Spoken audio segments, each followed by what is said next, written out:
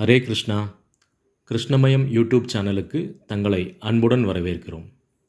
இன்றைய வீடியோவில் ஸ்ரீமத் பகவத்கீதையிலிருந்து அத்தியாயம் 2 கீதையின் உட்பொருள் சுருக்கம் முதலாவது ஸ்லோகத்தை பற்றி தெரிந்து கொள்வோம்.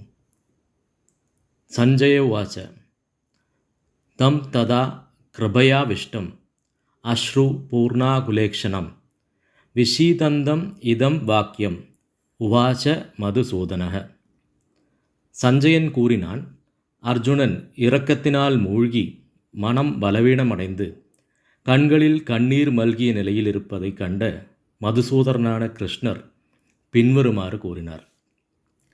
பௌதீக இரக்கம், கவலை, கண்ணீர் ஆகியவை ஆத்மாவை பற்றிய உண்மையை அறியாததற்கான அறிகுறிகளாகும்.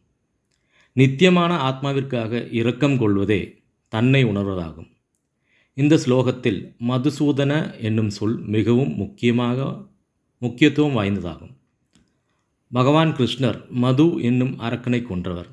எனவே தன் கடமையை நிறைவேற்றுவதில் ஏற்பட்ட தவறான கருத்து என்னும் அரக்கனை அவர் கொல்ல வேண்டுமென அர்ஜுனன் விரும்பினான். எங்கு இரக்கம் காட்ட வேண்டும் என்பது எவருக்கும் தெரிவதில்லை. நீரில் மூழ்கும் மனிதனின் ஆடைக்காக பரிதாபப்படுவது அர்த்தமற்றதாகும். அறியாமை கடலில் விழுந்த மனிதனின் வெளிப்புற உடையை காப்பதால் மட்டும் அம்மனிதனை காப்பாற்றிவிட முடியாது. இதை தெரிந்து கொள்ளாமல் வெளிப்புற ஆடைக்காக கவலைப்படுபவன் சூத்திரன், அதாவது தேவையின்றி வருந்துபவன் என்று அழைக்கப்படுகிறான். அர்ஜுனன் ஒரு சத்திரியன். அவனிடம் இத்தகைய நடத்தை எதிர்பார்க்கப்படவில்லை. இருப்பினும் அறியாமையில் உள்ள மனிதனின் கவலையை போக்க பகவான் கிருஷ்ணரால் முடியும். இந்த காரணத்திற்காக அவர் பகவத்கீதையை உபதேசித்தார்.